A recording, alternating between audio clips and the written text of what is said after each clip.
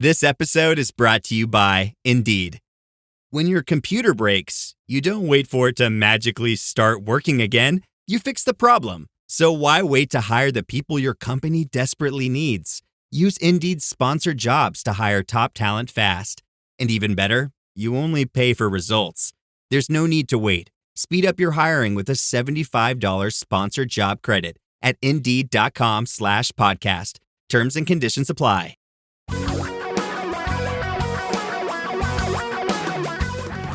Reality radio for a really great future. We're talking real money. And the Q&A responses continue to pour in. Thank you. Some of you are overachievers. There are a couple of you who called in a lot of questions. So thank you for that. I'll spread them out over time. But we got a bunch. So once again, we're going to do a usually 5 questions or comments is what I do in a Friday Q&A episode. But again, we're going to do 6 today because we've got, I've got enough for the next 2+ weeks without any new ones. And if you want to send in a new question, that's easy to do. You just go to talkingrealmoney.com, click on that button that says Contact Us, and then you can type your question in, or you can speak it. The spoken questions generally get answered on this Friday podcast, although some of them will get answered on the Saturday show, which turns into generally the Tuesday or Wednesday podcast, unless there's a holiday like Columbus Day, and then there'll be the Wednesday and Thursday podcast. So I'm just trying to confuse you as best I can. And I know I'm doing a really good job of it. So there's another way to get in touch with us, too, if you want to be even more confused, and that's to call that Saturday show on, Saturday, coincidentally. And that phone number is 855-935-TALK, 855-935-8255. So, without further ado, let's get to the first of our diverse array of questions for the day. Hey, Don. I know you guys don't have a bunch of questions right now, so I thought I'd ask you about your favorite subject, crypto. No, you're just going to bring out the haters.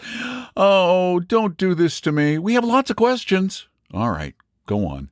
The reason I'm calling and asking about this is that I want to get your opinion on crypto as an asset class in general, and would it be a part of a diversified portfolio? I don't believe, just as you do as well, that crypto has a real world use case. I also believe that gold, similarly, does not have a real world use case. But I do consider both of these assets as almost like a commodity that could potentially belong in a diversified portfolio. Crypto is slowly becoming large enough as retail investors get into the investment and as companies create Bitcoin treasuries and stockpile it as well. The asset class continues to grow. So the big question is, when would you consider it a part of someone's diversified portfolio? Thanks. And again, you're going to get me in trouble with the crypto bros. But, I believe for the most part, the crypto proponents are just hyping their own investments, that their arguments are self-serving. It's to enhance their personal wealth. I really believe that. So I'm going to tell you what I really believe, and I don't believe this is an asset class. It is made from whole cloth. It is entirely invented. And let's talk about real world use. Maybe it could be used as a currency, but what does it give you that's any more convenient than, $1 or €1? I don't see that it does. There are arguments that, when those fiat currencies collapse, then crypto will be the currency of choice. Well, actually, here's where the other parts of the argument come totally apart. Maybe you could argue that for Bitcoin or Ethereum, possibly, because at least they have some heft and time, history. But there are like 10,000 cryptocurrencies. And truly, the bulk of them are just somebody who made something up, like Dogecoin. It's just made up stuff. They're going to fall apart someday.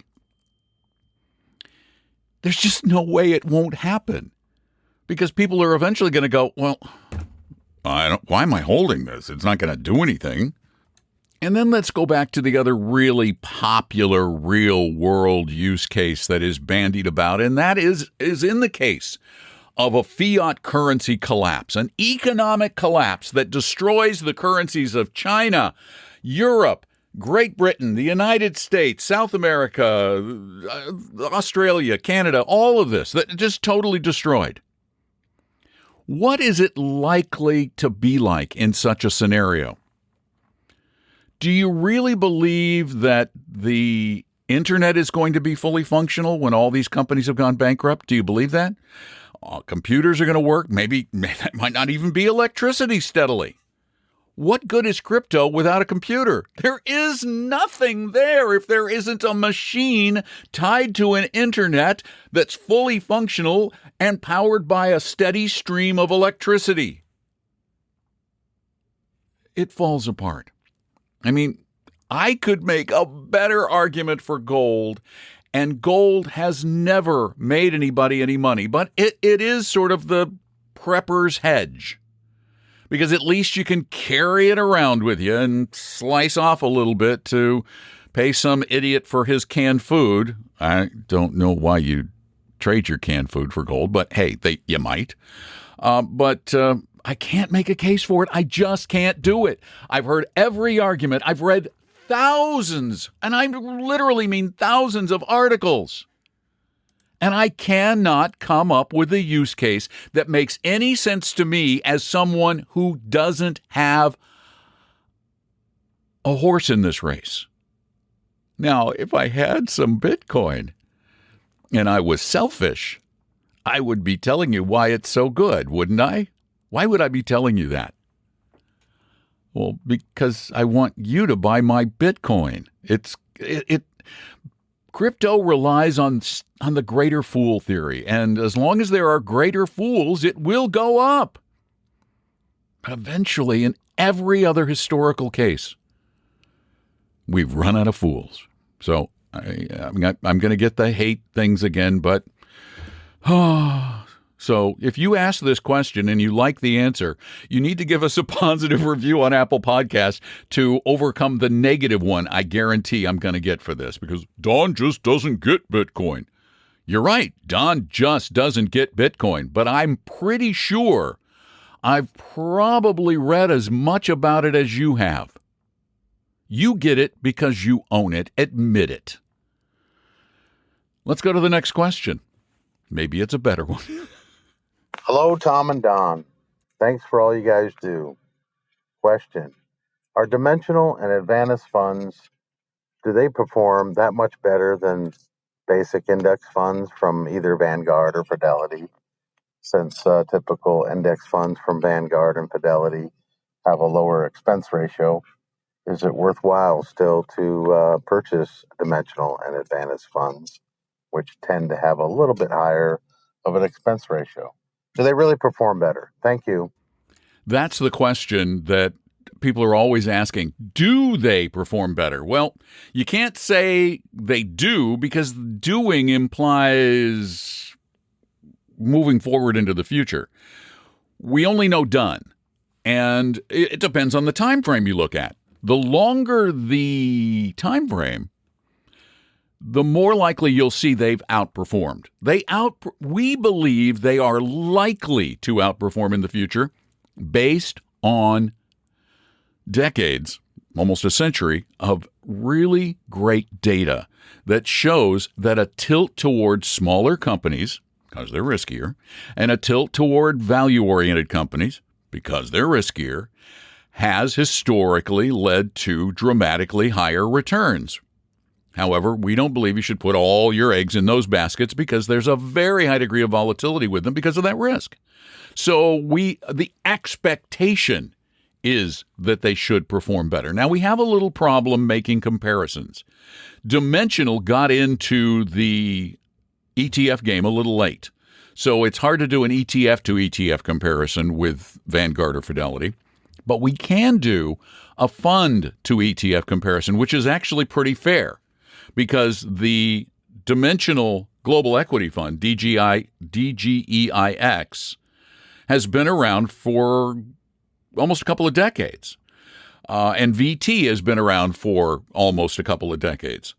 The Vanguard Total Market Index, which is just an index. DGEIX has a small value tilt, a factor tilt, as it's called. Over 15 years, now DGEIX has slightly higher expense ratio than VT. Well, it's about a quarter of a percent, a little less than a quarter of a percent more. But over 15 years, DGEIX has returned just over 11% per year. That's a pretty good number. VT, the Vanguard Total World Index, has returned just over 10.25% per year. When we talk about different expected returns, we're only talking about a percentage point or maybe less, which is exactly what we see here. Now, that doesn't mean that's going to continue to happen. We've seen long periods where value and small have dramatically underperformed large growth. We had a couple of decades there, and that's only recently changed thanks to recent outperformance by value and small and by internationals. So, and internationals also factored into these. So, I think we should see it. I can't guarantee we will see it. And if we look at 15-year comparison between those two funds, we have seen it, and in about the percentage that you would expect. Could it change? Of course. Growth could go back to being popular. Growth could fall apart, and value and small could go crazy. We just don't know. That's why we want to have that diversification, and we prefer to pay that extra 20 basis points or so for that slight tilt to small in value. We believe it based on the data we've seen. Thanks for your question. Send them in at talkingrealmoney.com on the contact form. Speak them in preferably, because I like that better. You can type them if you must. You can also call us on Saturdays at 3 p.m. Eastern at 855-935-TALK. Here's the next one. Hi, Don and Tom. This is Bob from California. I'm a relatively new listener, and I enjoy your straightforward, common sense approach to investing. Don, I'm speaking this question as you prefer spoken questions to written. So here you go. Is it appropriate and advisable to factor in a joint and survivor pension into one's fixed income allocation? For example, a $10,000 annual pension imputes an additional fixed income investment earning 4% of $250,000. So is it appropriate to add $250,000 to my fixed income investments when calculating my current asset allocation? If not, why not? Thank you for your time. Well, based on conventional wisdom, that makes perfect sense because you own a fixed income. Conventional wisdom says you buy fixed income investments to provide you with a fixed income, right? That's not what we believe.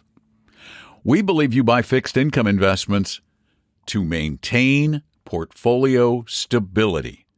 And you do not look at your pension as part of your portfolio. If you had, let's say for a second, you had 100% of your portfolio in stocks because you've got this great pension, which is a great pension, by the way. So let's say you have a $500,000 portfolio, $250,000 is in stocks, and I'm sorry, it's not a portfolio. You've got a $500,000 value. You've got $250,000 invested in stocks, and then this $250,000 valued annuity. Let's say 2008 happened again. Your $500,000 plunges to $125,000. Now, I know your logical brain is going to go, I'll be fine.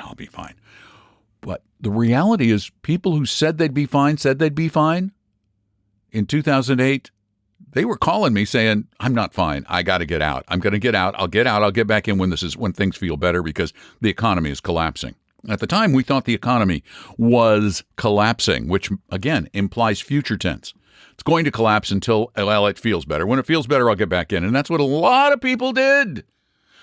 That's what you're likely to do if you have a 100% equity portfolio or too much in equities versus fixed income/bonds.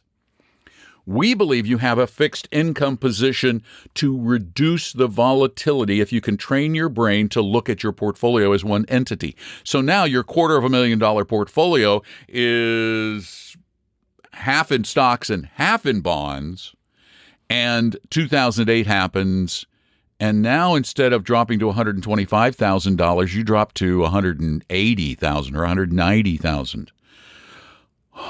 Okay. I can handle that. That doesn't feel as bad. I didn't lose half my money. It's a psychological game we play with ourselves. And that's the reason we suggest fixed income. Not for the income it provides. We believe in taking income from your portfolio.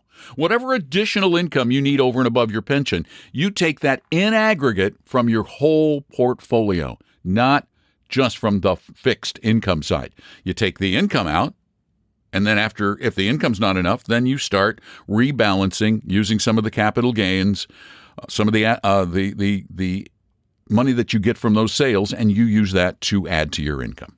And that's actually worked really, really well in the past anyway.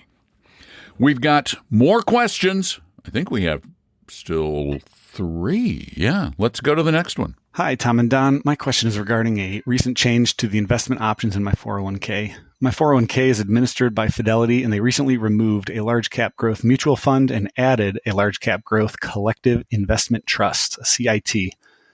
From what I've read, the CIT is not governed by the SEC, and the primary benefit is a lower expense ratio. Here it went from a 0.44 to a 0.375. My concern is that the CIT is not publicly traded, and it seems more opaque in the underlying investments. I can see the market sectors that is invested in, but not what the stocks are or how many stocks are in the fund. I wanted to get your thoughts on CITs and what the additional risks are versus a publicly traded mutual fund. As always, thanks for your input. I look forward to hearing what you have to say. CITs are I really believe they're just another Wall Streety gimmicky thingy. They serve really very little useful purpose, except, as you mentioned, because they don't have the regulation to make it a little bit cheaper. And it also gives managers a screen to hide behind, because investors can't look all the time. And active managers love that. They love that. They don't like people looking at what they're buying. But in the case of Fidelity, it's less concerning. If this was another company, it might be more concerning, because I'm pretty sure that Fidelity creates these CITs almost identically to their fund. So there is kind of going to be some transparency. But no, they don't have to report their portfolios. I don't like them. I do not like the lack of transparency. They can only be purchased in a 401k or 403b or, that type of plan. They cannot be purchased in an IRA or a regular brokerage account. Therefore, they cannot be transferred when you leave that employer. They would have to be liquidated and moved. And here's my concern, just based on your call. Is that an actively managed Fidelity fund? Because your cost, 0.44, that's not an index fund cost. That's too high. And the reduction from 0.44 to 0.375, that's hardly anything. There's no big benefit. I probably better off for Fidelity because they probably have a bigger reduction in cost than that. I don't know. I'm just guessing. No. Am I thrilled? Is it awful? I have to say no to both. I'm not thrilled, and it's not awful. It is what it is, if it's what you have. Although, man, you really need some index options. You should have funds that don't charge any more in aggregate than 0.25 in a 401k. If they were indexed like they should be, I swear this is active.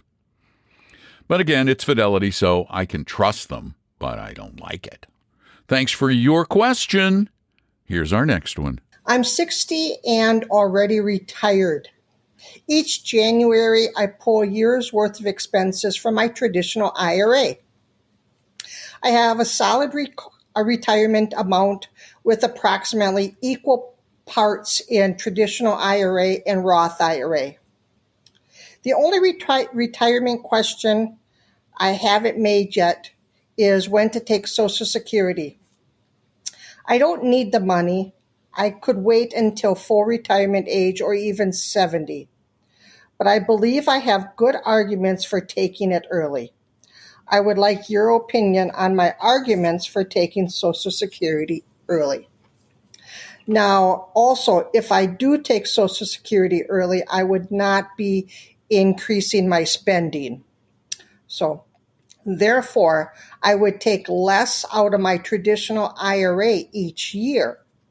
By taking less out of the traditional IRA, it would last longer and therefore enable the Roth IRA to grow more. So my benefits of taking Social Security early stem from my Roth IRA being able to grow more. So here are my arguments. Number one, Social Security is up to 85% taxable. My Roth IRA growth is 0% taxable. Number two, I can't control what Social Security does. I can control my Roth IRA, however. And number three, my Social Security ends when I die. Any Roth IRA money left over, however, goes to my heirs. So those are my arguments for taking Social Security early. Again, I am 60 and already retired, so I am pulling out of my traditional IRA already. Please let me know your thoughts on my arguments for taking Social Security early. And thank you so much for all you do. You know, I can totally get why you believe that those are sound arguments. It makes sense. At first glance, you go, yeah, you know, if I take the Social Security at 62, you still have to wait 2 years to do that. If you take it at 62, then you don't have to take as much out of your IRA. I get that. It's not good for you. I know it sounds good, but it's not good for you. But the difference between taking Social Security at 62 and 70 is huge. At 70, the amount you get is about twice as much as what you get at 62 if you wait till 70. That is a gigantic amount, and you get that for the rest of your life. Economically, mathematically, financially, the only time it makes sense to start taking Social Security early is if, honestly, you truly believe, based on family history or health issues you currently have, that you are not likely to live until 80, it might make sense. It might make sense. That's the only time. Because you're not going to be in a high tax bracket, so the difference between lower taxes on Social Security and the higher taxes on IRA withdrawals is going to be negligible. Delaying is better. It's hard to do because you see the money sitting there. It's like, oh, it's a lot of money. I was only able to hold out until 69. And I'm supposed to be smarter than this. But no, I did. I took it. I took it at 69. I went, I'm just going to take it. I'm just going to do it. I just want to go enjoy. Maybe I die soon. I don't know. Just hedging my bets. No, preserving the IRA is a short-term strategy. And it really, for most people who live well into their 80s, it pencils out detrimentally. So, no, do what you're doing and wait to take it. At least wait until FRA, full retirement age. And look at that. We have come to our last question for the episode. You want to send them in? Go to talkingrealmoney.com, click on the contact form, or call us on Saturdays when we do our radio show, 855-935-TALK. Start calling at about 3 p.m., a little after 3 p.m. Eastern Time. Here's the last one. Hello. Don and Tom, this is Ginger from California.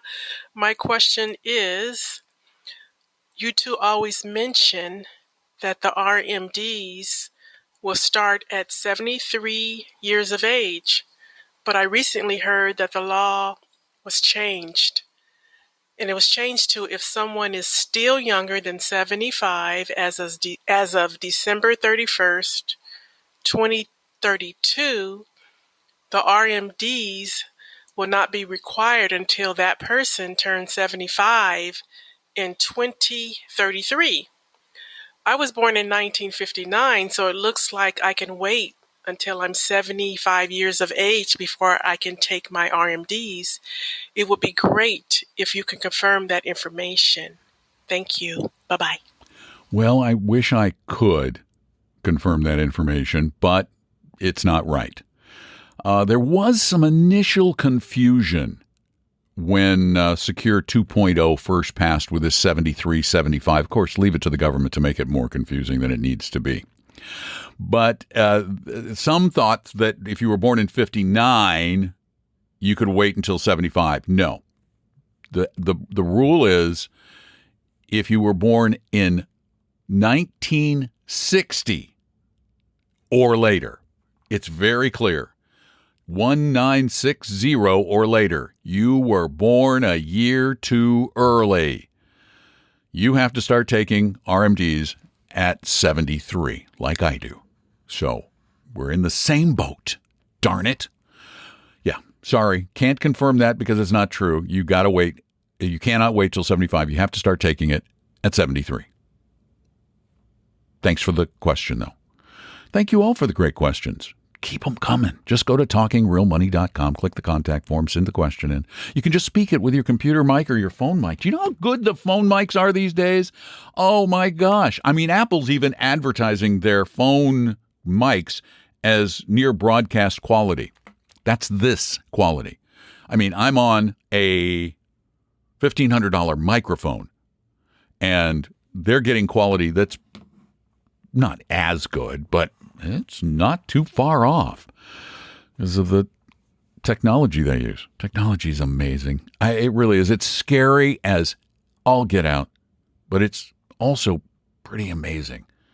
We just, it behooves us to be up on it. It really, you gotta. You can't, you're not going to be able to live in this relatively near future if you don't understand the power of the technologies that we're seeing. You got to be aware. You got to use them. You got to keep yourself in the game. Keep that brain sharp. It's one of the things you should do for retirement. Keep that brain sharp. Well, thank you all for being there, and thank you to the new listeners like Bob and all of the others who haven't called, and the old listeners. Please keep telling people about the podcast because really, truly, it is helping us grow the podcast. And as long as we're growing, we're surviving and thriving. It's when you stop growing that you start declining and eventually you go away. So don't let us decline. Let us keep moving forward. Take good care of yourselves and remember to call us on Saturdays at 855-935-TALK between 3 p.m. and 5 p.m. Eastern. Take good care of yourselves. We'll be here for as long as you keep listening. Well, hopefully, talking real money. The opinions and views expressed on this podcast were current on the date recorded. Opinions, estimates, forecasts, and statements of financial market trends that are based on current market conditions constitute our judgment and are subject to change without notice, including any forward-looking estimates or statements which are based on certain expectations and assumptions. Although information and opinions given have been obtained from or based on sources believed to be reliable, no warranty or representation is made as to their correctness, completeness, or accuracy. Information presented on the podcast is not personalized investment advice from Appella Wealth. The views and strategies described may not be suitable for everyone. This podcast does not identify all the risks, direct or indirect, or other considerations which might be material to you when entering any financial transaction. Past performance does not guarantee future results, and profitable results cannot be guaranteed. We hope you realize that the information provided on Talking Real Money is for informational, educational, and hopefully enjoyable purposes only. The podcast is not trying to get you to buy or sell any financial products or securities. Instead, the program is provided as a public service by Appella Wealth, a fee-only registered investment advisor. Please see Appella Wealth's ADV Part 2A on our website for information regarding Appella's as fees and services. Apella Capital, LLC, DBA Apella Wealth, is an investment advisory firm registered with the Securities and Exchange Commission. The firm only transacts business in the states where it is properly registered or excluded or exempt from registration requirements. Registration with the SEC or any state securities authority does not imply a certain level of skill or training. Apella does not provide tax or legal advice, and nothing either stated or implied here should be inferred as providing such advice. Thanks for listening, and please visit TalkingRealMoney.com for more information and important disclosure related to performance of any specific index or fund quoted in this podcast. And the lawyers get richer.